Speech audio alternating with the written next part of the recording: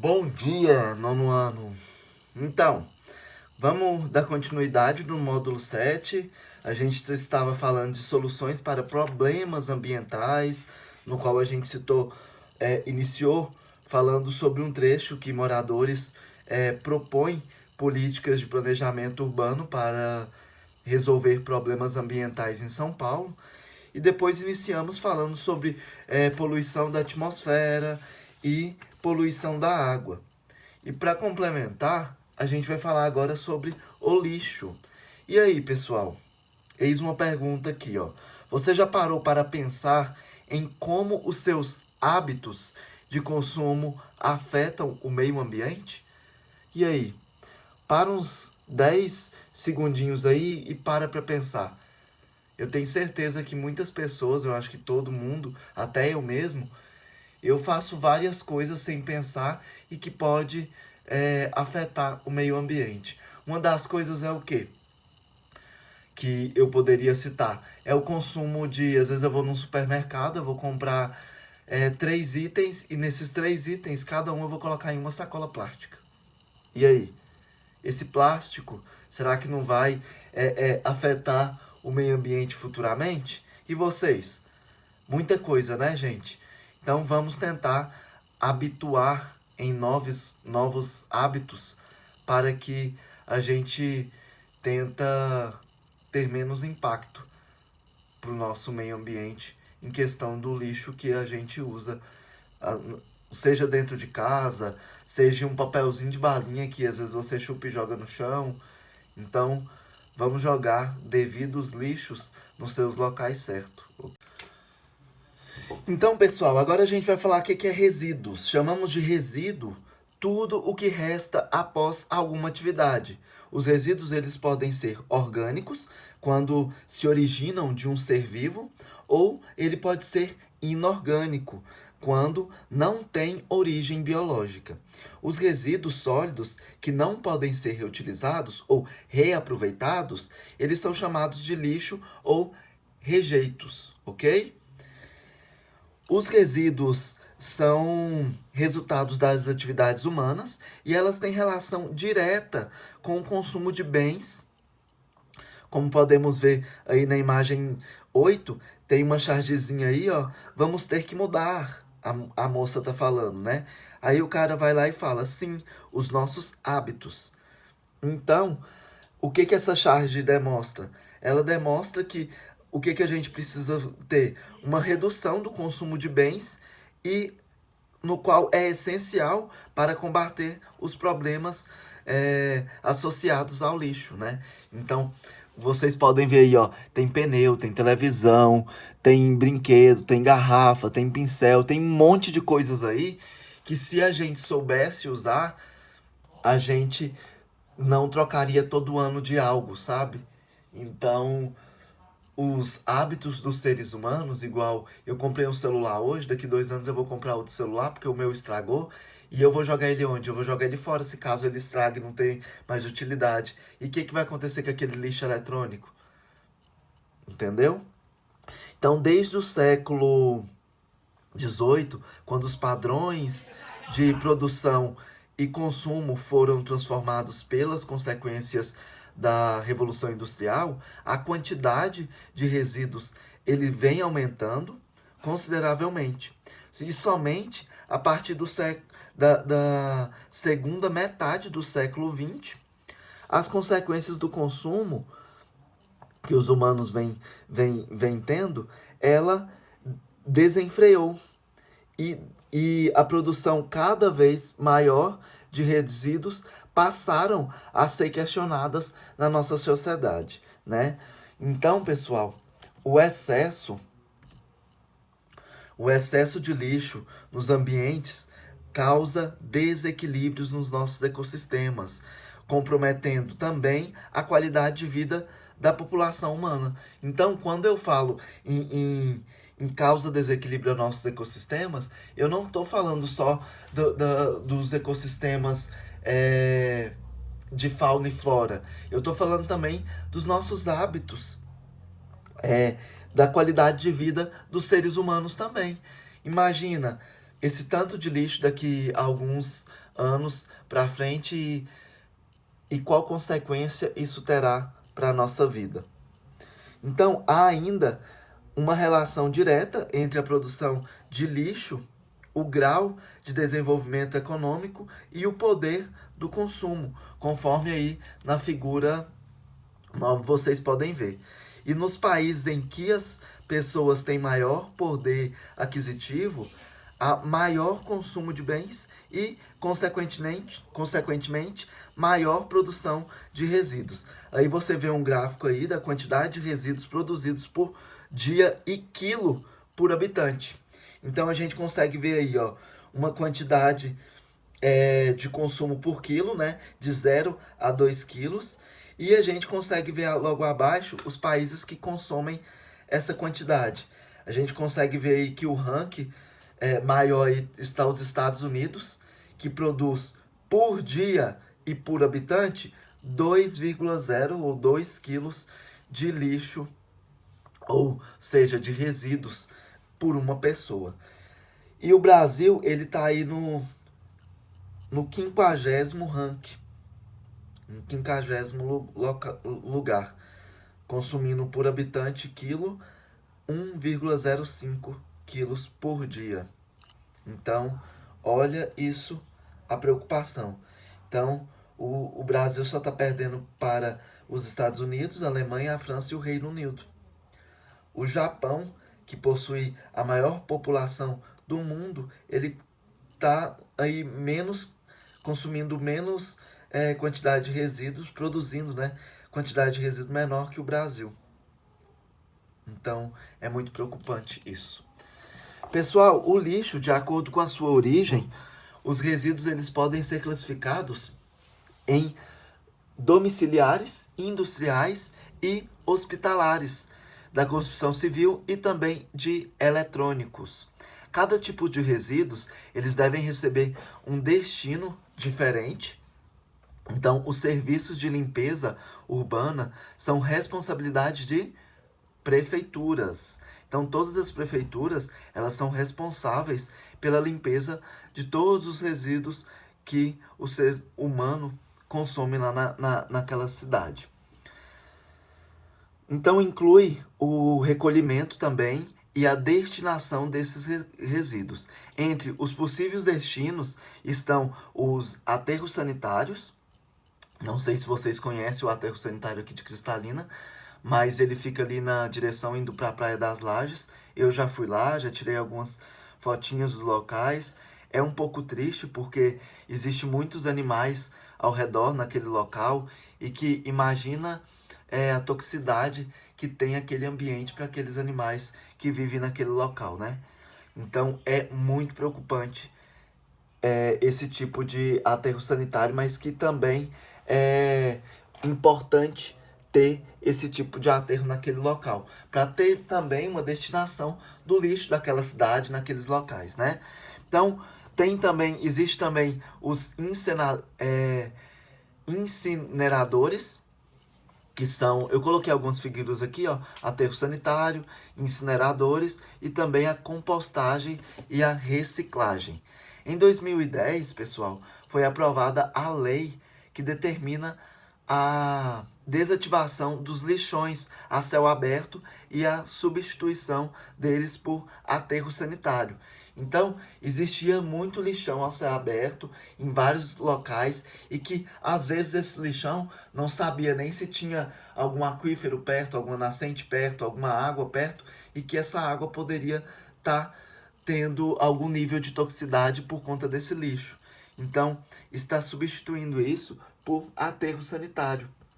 E depois eu posso mostrar para vocês como funciona esse aterro sanitário, tá?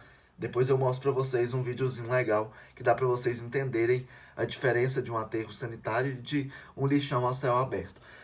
O próprio nome já fala, né? Só para citar aí. Lixão, céu aberto, então é um lixo a céu aberto e que ele fica lá até se decompor. Agora, um aterro sanitário, você joga o lixo lá e depois você aterra esse lixo. E com o passar do tempo, aquele local pode transformar em um outro local que pode ser bem útil para a sociedade. Não sei. Mas enfim. Mas, então, como está ocorrendo essa substituição de lixos a céu aberto para o aterro sanitário, no entanto, os lixões ainda recebem a maior parte do lixo no Brasil. Então, ainda é preocupante, né? Aproximadamente 60% dos municípios brasileiros, eles encaminham os seus resíduos para esses locais, geralmente afastados dos centros urbanos. Só que às vezes muitas dessas cidades elas não seguem as leis corretas para ter esse aterro sanitário, né? E os lixões, o lixo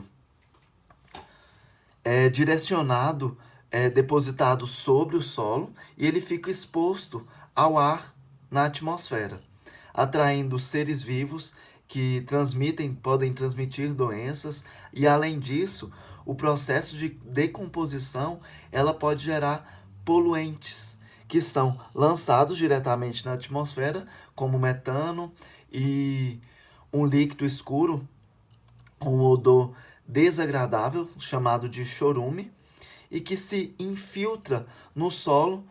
E esse líquido também ele pode atingir águas subterrâneas, igual eu havia falado, e ser levado pelas chuvas, atingindo rios e lagos. E um outro problema é o tempo de decomposição, que pode durar de meses a anos do material descartado de forma inadequada naquele local. Nessa próxima imagem, eu coloquei algumas imagens que também tem no livro e que mostra alguns produtos e quanto tempo que ele pode demorar a se decompor. O papel aí, ele pode demorar até 3 meses a se decompor. A goma de massa, 10 anos a se decompor. O cigarro, de 10 a 20 anos a se decompor. Gente, olha isso, de 10 a 20 anos. A latinha de alumínio, até 100 anos. Mas esse tipo de lata, ela pode ser reciclada, ela pode ser reutilizada, né? No qual a gente vai ver mais pra frente. A carteira de couro. Então, o material de couro, ele pode levar 30 anos. A caixinha é longa, ela pode ser de longa vida, ela pode durar até 100 anos. Dentro dela vocês sabem que tem alumínio e deve ter outros compostos aí. A sacolinha de 30 a 40 anos.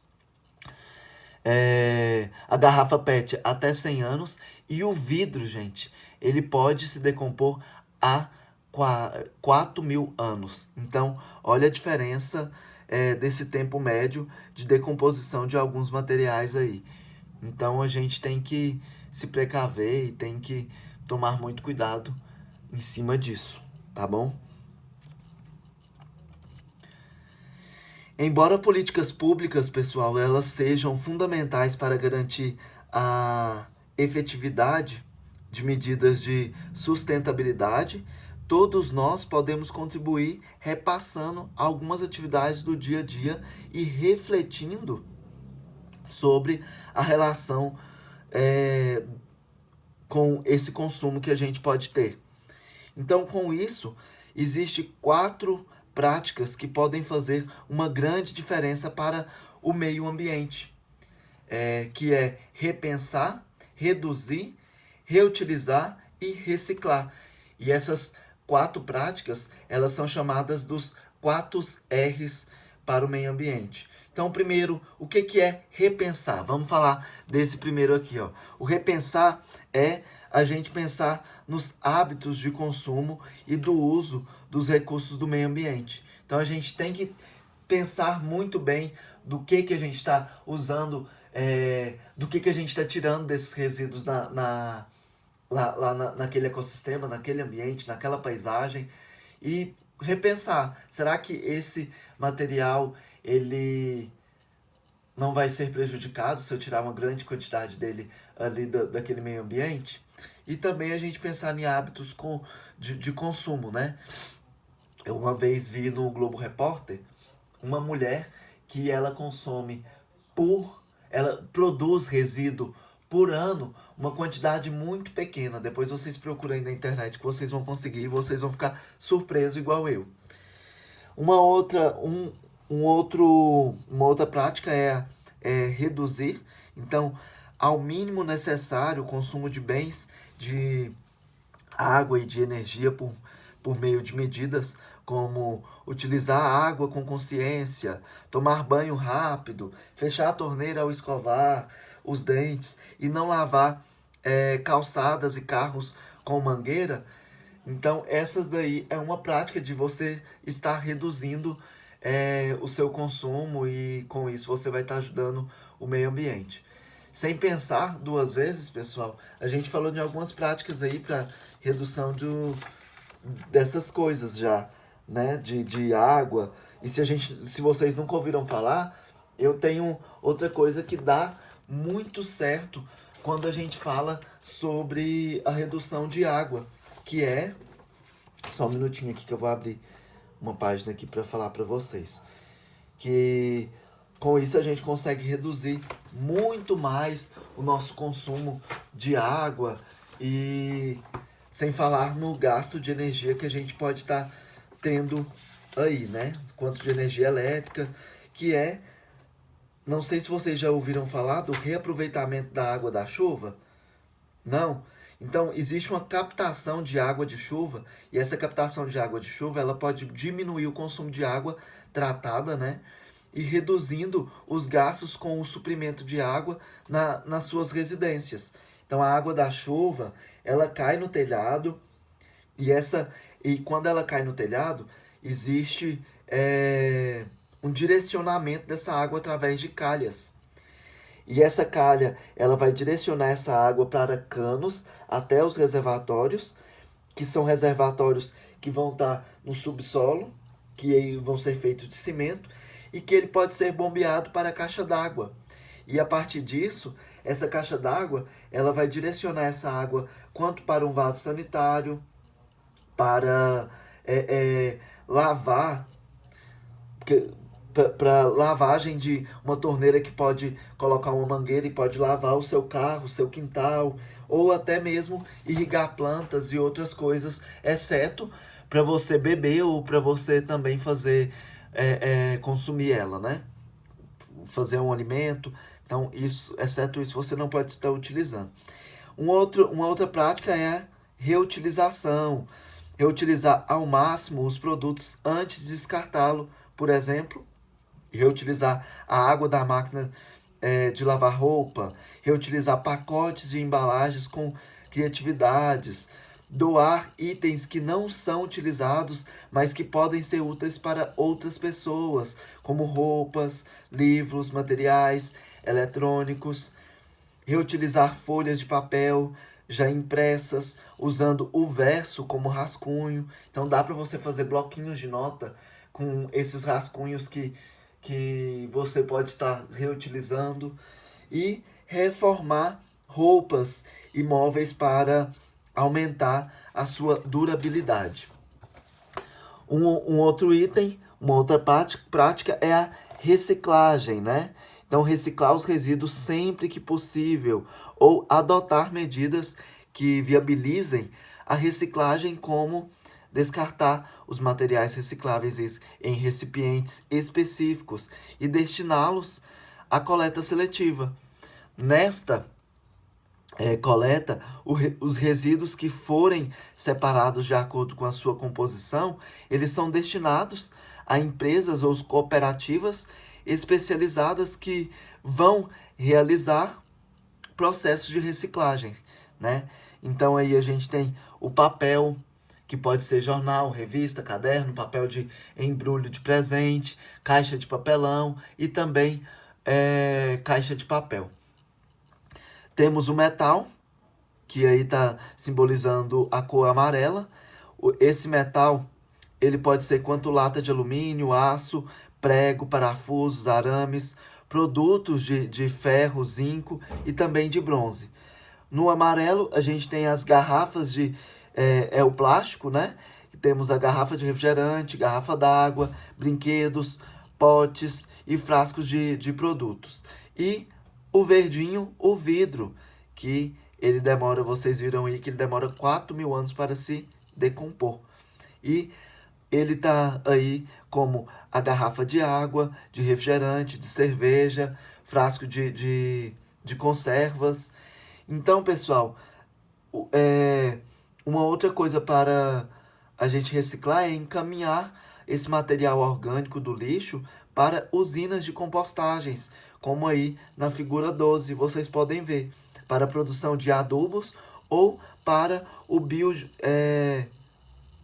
biodigestores, que é o da figura 13 logo abaixo. Vou mostrar aqui para vocês. Então, essa primeira figura é a produção de adubo e a parte é a produção de biogestores, a fim de produzir biogás ou tipo de combustível. Então aí a primeira figura, a compostagem, ela é feita por meio de composição controlada de materiais orgânicos por bactérias. E também abaixo, esse aí é um biocombustor e ele contém ações de bactérias anaeróbicas para a produção, além de adubos, o biogás, que pode ser utilizado como combustível, poluindo bem menos que os derivados aí do petróleo, né, que é o gás de cozinha, enfim.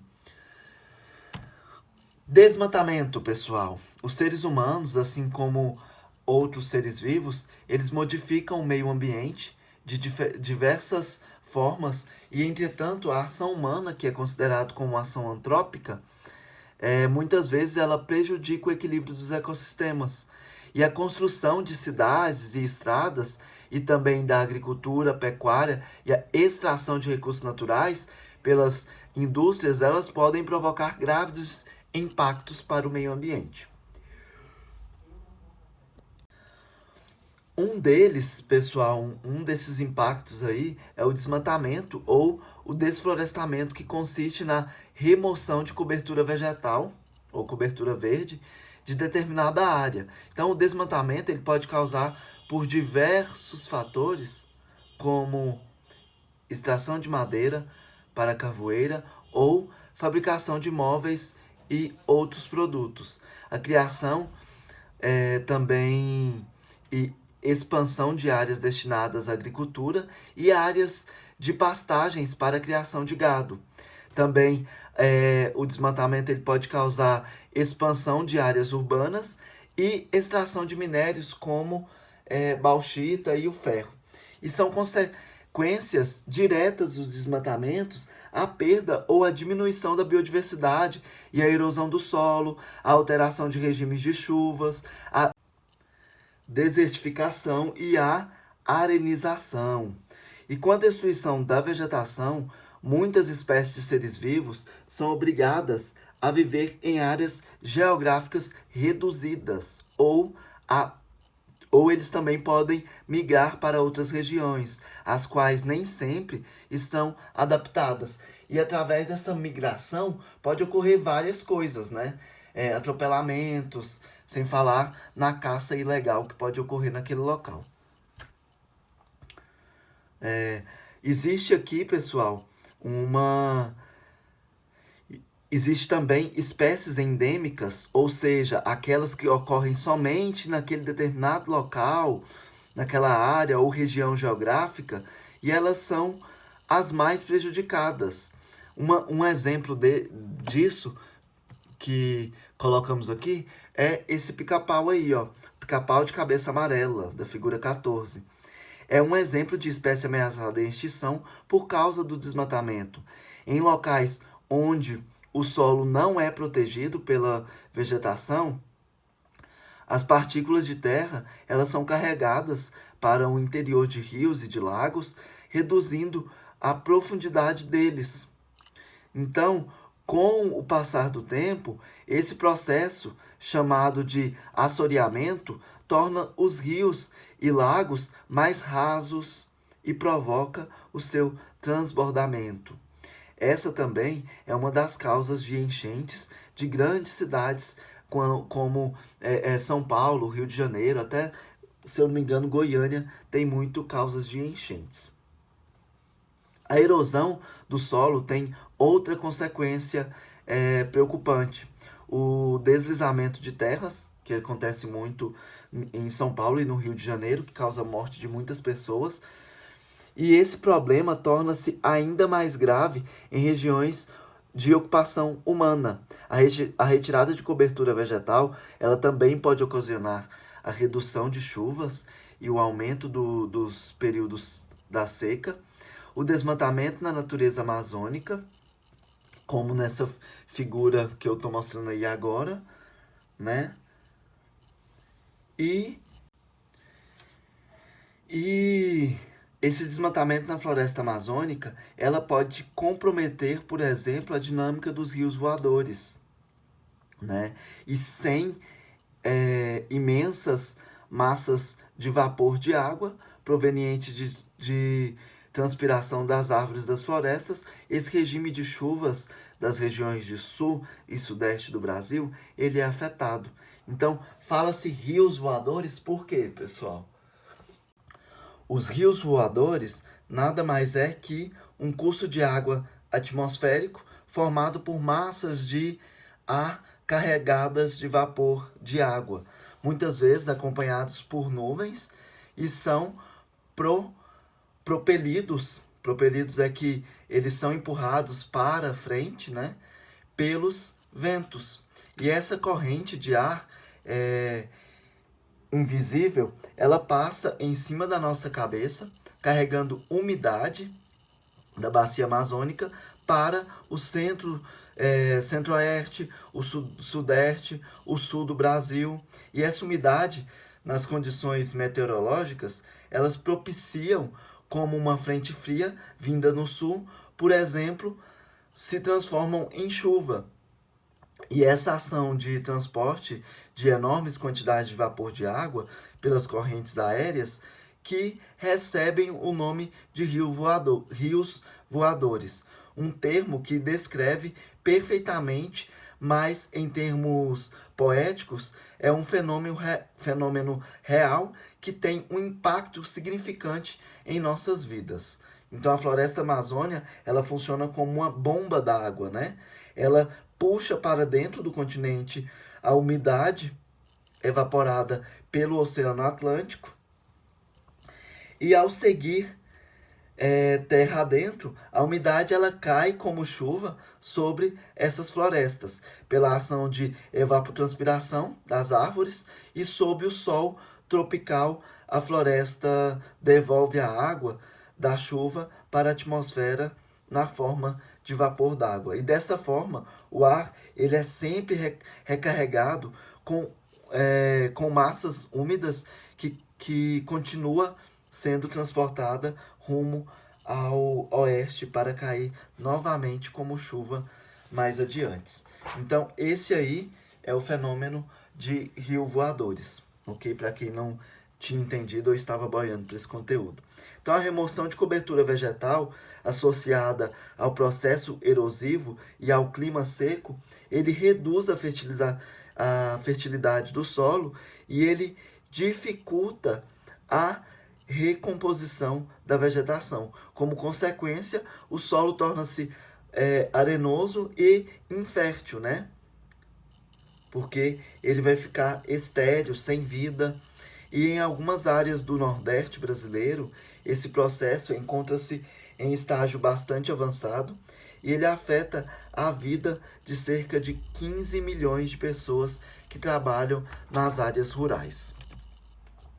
Aí eu coloquei só esse trechinho de Mais Ciências, que eu gostaria que vocês lessem ele e lessem também, além dessa página 572, eu coloquei aqui só 573, mas eu quero que vocês leiam a 572, que fala dessas queimadas, e leiam sobre a 573, façam os exercícios da página 574 e 575 para entregar para mim até o final do dia para receber visto, ok?